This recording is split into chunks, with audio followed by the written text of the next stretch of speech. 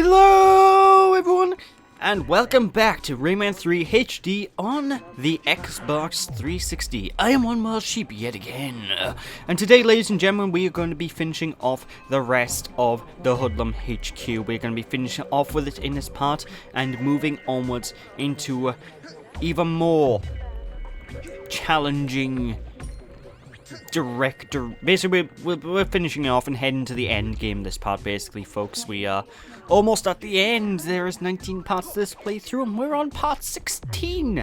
It's almost done. I bet you're excited. I know I'm excited because I want to get on with my Sonic Month of Madness. But I digress. Moving onwards, we do need to go over here and grab hold of the swing power to swing across this. What is it? Is it like a... I don't know, what is this stuff on the floor? Is it meant to be like a lava or something? Because it doesn't really even look like a liquid. It looks like fog.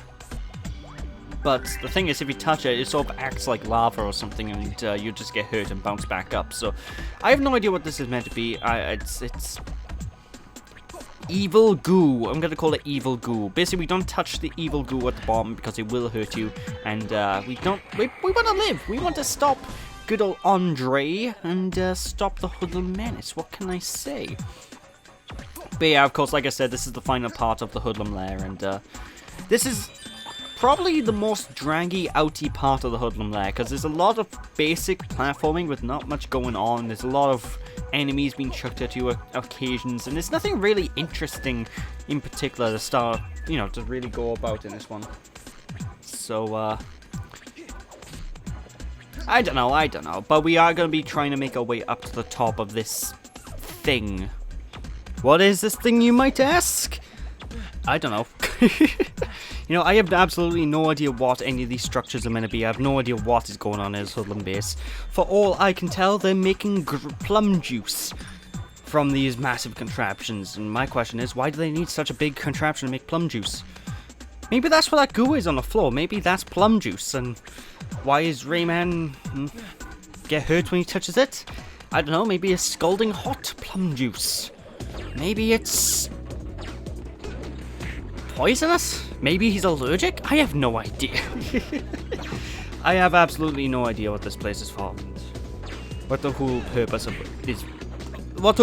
this place is, I have no idea. But moving onwards, we do need to go across this platform sequence. So this is actually a really easy sequence. Basically, you jump from point to point, and every time you reach a new platform, a new mook will jump out at you to basically try and kill you. But unfortunately for them jumping out to try and kill you actually gives us a way forward. So just punch the guy in the face and keep moving onwards. What can I say? It's a very simple sequence to get through. Although from time to time you will have to backtrack during the course of the stage if you want to get maximum points, because there are lots of... Basically, as you climb higher up across this, I suppose, giant scaffolding, then you'll find loads of areas below where you couldn't access beforehand, where you can just sort of float down. For example, there's a couple of gold things right behind me, right after I'm done looking at this guy. Hey, buddy! Like, right on top of those steam pipes. There we go. You see him there. Basically, you need to go higher up in order to platform back down to get to those steam pipes, And if you notice, there's a giant hole inside that machine. But there, we're going to be going there soon, don't you fret. And we may be seeing a certain band of pirate thieves. Maybe, possibly. Who knows? We'll see. Are they recognizable from Rayman 2? Probably. I'm not gonna say anything. I'm not gonna spoil who it is. Even though anybody with a brain can probably figure out what I'm hinting at here. Hint, hint, wink, wink, wink, nudge, nudge. But, yeah, there's a lot of going up in this, in this vertical shaft, and then going back down in order to collect things you missed. There's a lot of going up and down constantly during the course of this particular sequence, and while it's a fun little platform sequence, I do enjoy it. It can be a little bit frustrating if you're one of those people who just want to get on with it, if you just want to progress without collecting everything, which I was tempted to for the sake of this playthrough, folks, because it's doing Let's Plays and collecting everything like this, it's not easy. It's not easy to find things to talk about. if you can tell from the last couple of parts, I've just been rambling, and hopefully it's decent. Hopefully. But anyway, as I said, just move across into this giant crevice, this giant hole in the machine. It's a very ominous thing, and it's Captain Razorbeard and all of his merry men. However, unfortunately, because of the Xbox 360 version of this game, I don't know if this was like this in the GameCube version, all of the textures are messed up. Like, he's got, I don't know what happened with the textures. It's like the graphics card glitched or something, or maybe their wardrobe exploded. Either way, there's a statue of those guys, so I assume they're all dead. Don't know how they died, but they're all dead, I assume, and I don't know why they're so warped texture-wise. I don't know why the textures are all wacky like that. It's like, I'm not the most technical person in the world. Like, I know decent enough information about tech, but I have no idea what could cause a graphics glitch like that, other than the game's probably not the most efficiently ported game in the world. I know it's not the most efficiently ported game in the world just because of the frame rate issues. I mean, a GameCube game shouldn't struggle to run on an Xbox 360, goddammit. Unless they're emulating the GameCube, then it could have issues, but this, I don't see an Xbox 360 emulating GameCube for a port, you know? And I know that's not the case by here, because they actually changed loads of things to go with the widescreen aspect ratio, you know? Because I don't think Rayman 3 was a widescreen game on the GameCube. I think that was only 4:3. I'm not entirely sure. If someone can comment that for me, because I'd be interested to hear about that. Like, I know there were widescreen games in the N64, so it's possible it was widescreen. But I don't know. I digress. Moving onwards. Let's just continue climbing on up, shall we? But yeah, there's not much to say about this platform sequence, and we just move from point A to point B, you know, and jumping on all these platforms that I assume have plums in them. I keep saying grapes, I don't know why. I don't know, I always think of grapes for some reason. But yeah, we've got all these plum-filled platforms. At least I think those are plums. I can't really tell. It's a 2D texture. How am I meant to tell what they're meant to be? It's not like I can see a full-blown 3D model of the things. But I digress. Time to move on to the next room, the next area, if you will.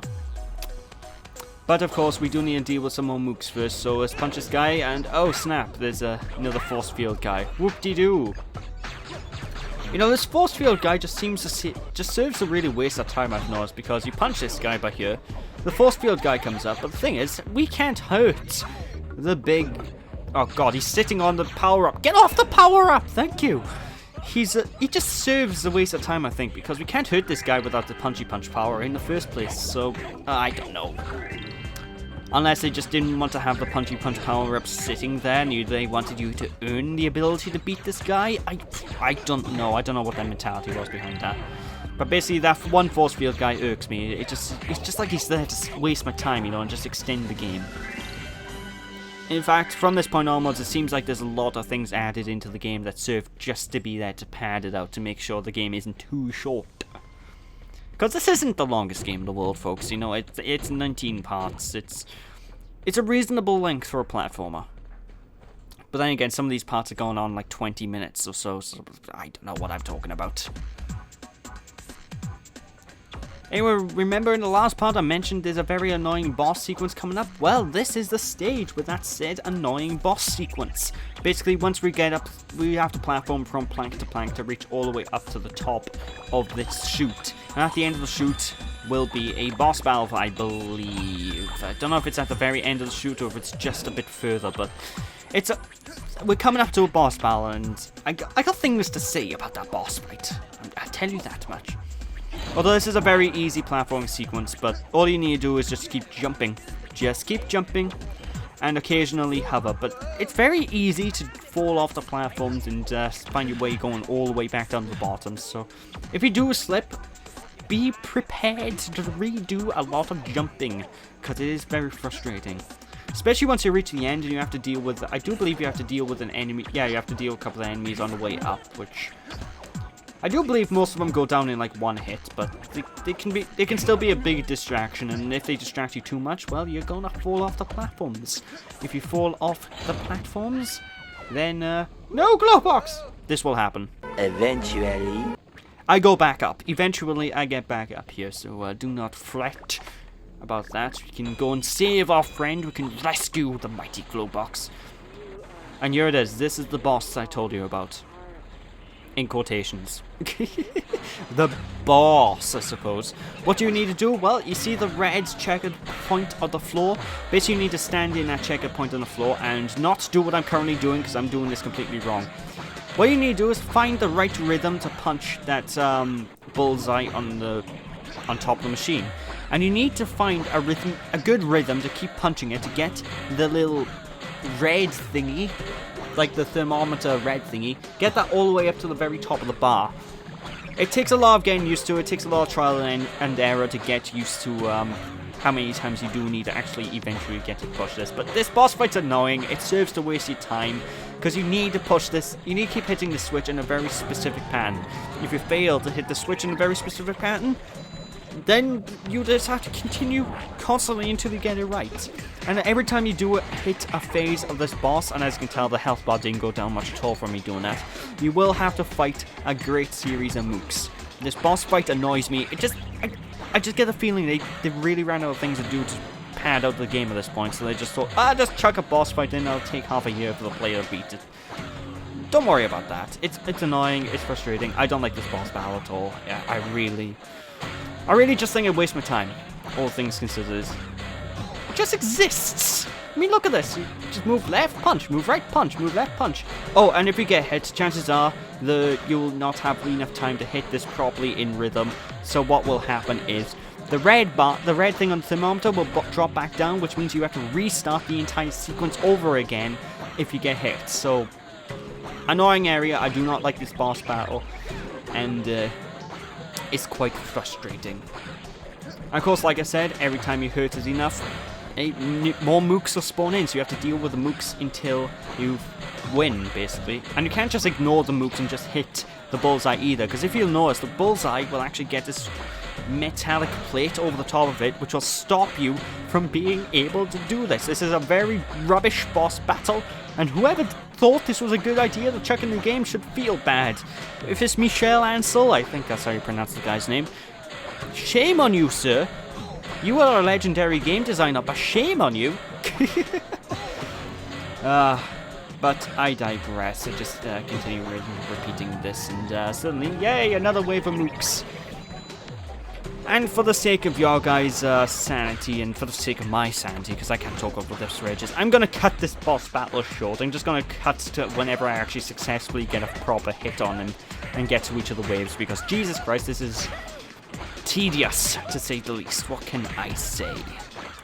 Although another thing I should actually notice about this boss battle is that, if you notice, it's actually a little turny thing at the right of the screen, right on the machine. Now basically, this tells you what enemies you're going to fight next in the boss battle. For example, if you get the little bomb icon, there's going to be people chucking bombs at you. If you get the shooty icon, you're going to get a lot of people shooting at you, with a sharp shooting weapon. And if you get the sort of Batman icon, then you won't get Batman, you'll get these bird freaks that will come out of nowhere, and the flying mooks coming out of nowhere and trying to shoot you down, which, honestly, easy enough to deal with. And yeah, I just cut ahead because that boss fight, removing me trying to get that stupid bar up to the top, that saved me about 5 minutes worth of video. Trust me, folks, you better be bloody happy that I removed that. I'm bloody happy anyway, because I don't want to commentate over 5 minutes of me just going, I'm now punching a thing. I am still punching a thing, But now there is something unique to talk about, ladies and gentlemen. This here is a chase sequence. What we need to do now is run up to the very top. Obviously, the water Listerine, make-believe, evil, angry goo juice thing at the bottom of the screen is rising. If we get caught by it, it will hurt us quite a bit. It will not be instant kills, so do not fret. You will just get hurt. So if you get caught up by it, do not fret. You can still keep going. In fact, chances are you will get caught up by it because it moves at such a rapid pace that it's damn near impossible to not get hit by it. Just keep moving as quick as you can, just keep jumping, and you should be fine, and obviously punch any mooks along the way. Of course, we also need to bounce off of these balloons, and this is something we're gonna need to get really used to by the time we reach the final world of the game, because the final couple of platforming sequences are basically exclusively balloons. So get used to bouncing off these balloons. We're gonna be doing that a lot, and that's basically all she wrote for this sequence. Just keep running. Just keep running. What do? You run. Oh, I love to run. Bit of Finding Nemo references there if you like Finding Nemo. And if you don't like Finding Nemo, what's wrong with you? Finding Nemo's a brilliant movie. But I digress. Just keep on doing this, and that's all she wrote. I actually really love this sequence though. It's so intense. It's so well, it's not so much challenging. It's just extremely intense. It gets your heart rate pumping. I freak out every time playing this sequence, but it's a good kind of freak out, you know? I love this sequence. But I digress. That is it for this part. So thank you all for watching, people. Hope you all enjoyed. Don't be sheepish, and I'll catch you all next time. Bye!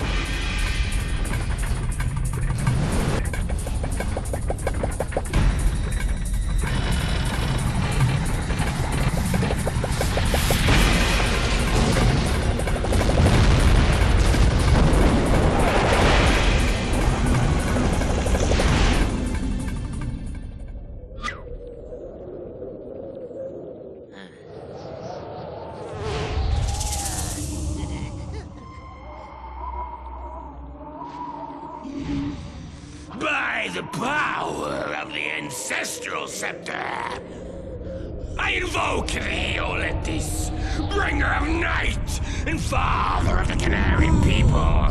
Approach and give me your power.